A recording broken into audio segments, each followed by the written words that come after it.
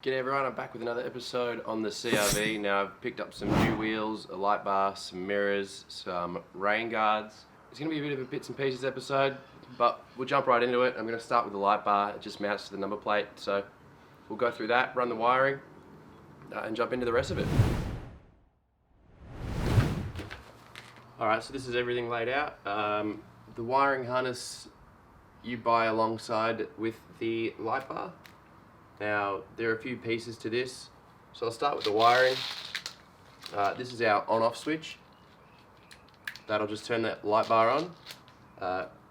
This plugs into our headlights. This plugs into our light bar, and this plugs into our battery. And then we've got this relay here, which is just like a fancy electronic switch. Now what that does is it pretty much makes this switch useless until this plug sees power. So to translate that, it means you can't switch the light bar on until your headlights are switched on as well. And that's all controlled by this relay. So it might seem like a lot, but it's pretty simple. You could bypass all of that if you really wanted to, but this is a pretty tidy kit. Now we've also got our bracket here that'll bolt behind the number plate, and then we can bolt the light to that. So we'll mount the light, and then we can start running our wiring from the light into the engine, plug into the battery, and then run the switch into the car.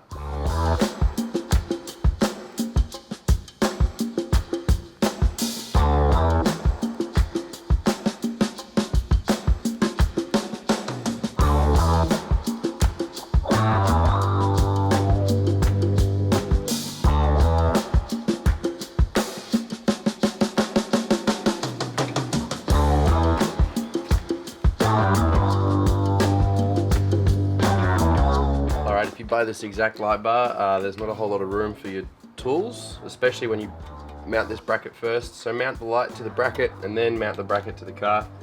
Not entirely impressed by the lack of room in here, but a couple of open-end spanners got the job done.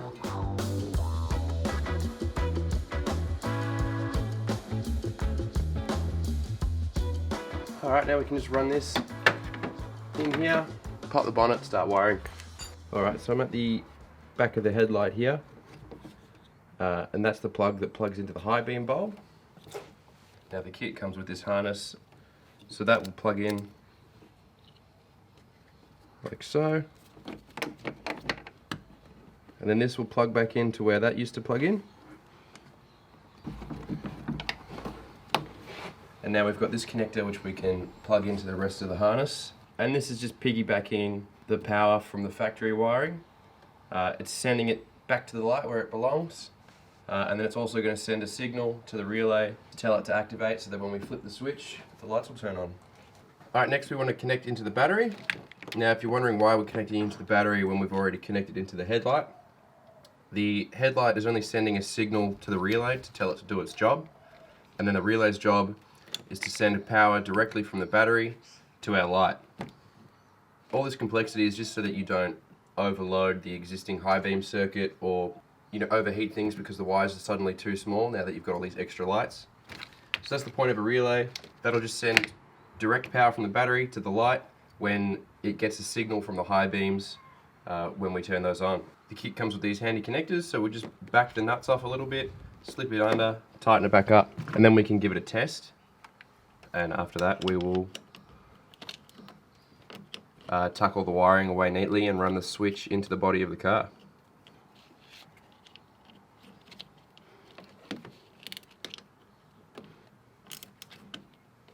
Alright, this switch needs to be run into the car later, but I'm just going to make sure everything works first, and then we can put the wiring away neatly. It's always a good idea to do that with your electrical work, because if you've got any problems, it's a lot easier to figure out what went wrong when all the wiring's still exposed. Our high beams still work, which is what we want. And now our switch has got the red light illuminated on it, which means it's seeing power. And for some reason the light's not turning off. Alright, we've got the light bar working. Now, originally that didn't work because the signal that was coming from the headlight was the wrong polarity. Basically the positive and negatives weren't where the designers were expecting it to be when they made this harness. So for this specific car, I just had to reverse these two pins so that the relay was seeing positive instead of a negative. So I've just flipped that around, repinned the plug, and now everything's good to go. Now the way I was able to find out that that was a negative polarity was I was just checking for power in certain spots with a multimeter, and I found out that the power at this point was a negative amount, which just means that the voltage is the wrong polarity. So I just flipped that around, problem solved. Now we can tuck it all away and move on to the next job. Alright, now that everything's tidied up and working, I just want to show you what I mean by flipping these wires around. You can see how the black wire comes into this red wire. Originally it was black wire to black wire, but the kit wasn't quite perfect, so all I had to do was flip these around so that the relay was getting the right signal from the headlight.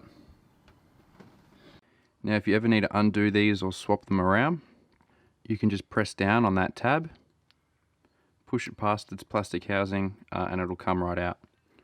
Alright, so you should hear a bit of a snap when it goes in right, and then it'll be secure, you won't be able to pull it back out. So that's the little tab I'm talking about there. You just need to slide in, push that tab down, pull the wire out, and then you can relocate it however you like. Now we've got our positive and our negative running to our relay. That gives the relay main power and sends direct battery power to that light bar. And there is an inline fuse as well, which is worth mentioning.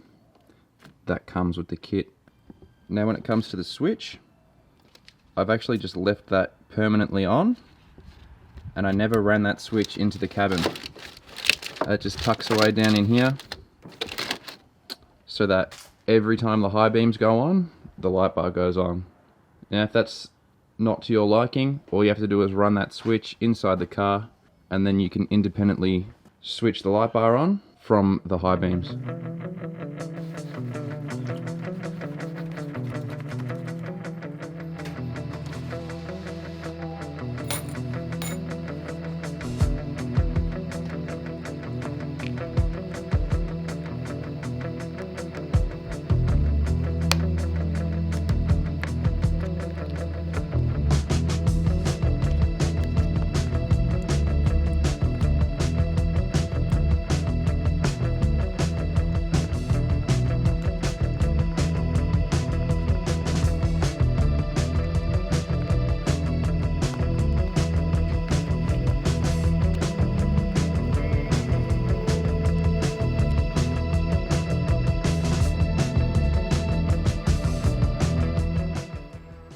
Just so you know, these two clips are a different shape,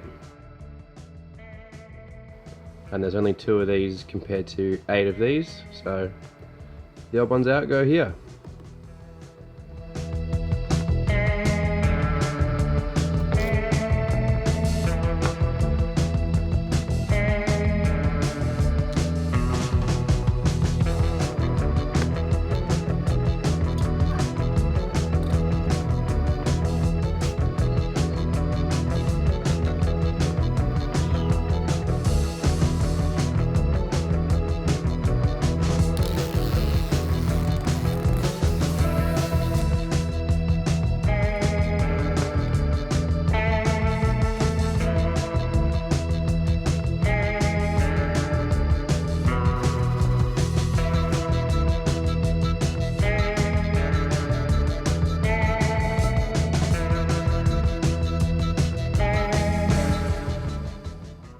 Alright, one thing I failed to explain was how I found the location of the brackets.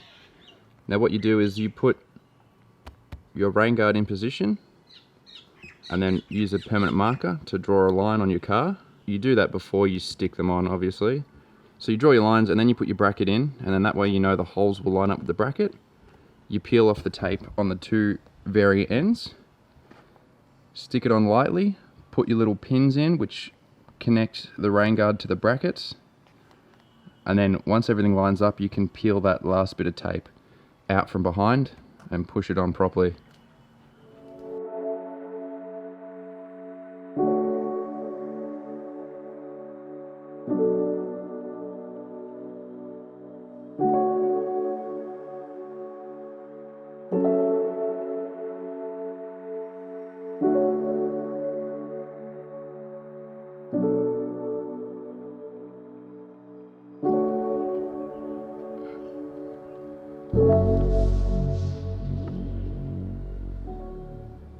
I just want to talk about wheel nuts with these wheels. They are a different wheel and they require different wheel nuts. It might not always be the case depending on what you get, but I've just got 4 standard nuts and a lock nut on there, but the shape of the nuts are different to the factory Honda nuts. Now I've got an example here and a drawing to help. Now these are the factory Honda nuts, and these have a dome shape, and these are the ones that suit the new wheels, and they've just got a chamfer on them, a straight chamfer. So I've drawn it here as an exaggeration. These are the factory ones. You can see they've got this curved profile, and these are the aftermarket ones to suit the new rims, and it's more of a straight line. So you got to be aware of that if you're going to change your wheels. Make sure they suit the rim.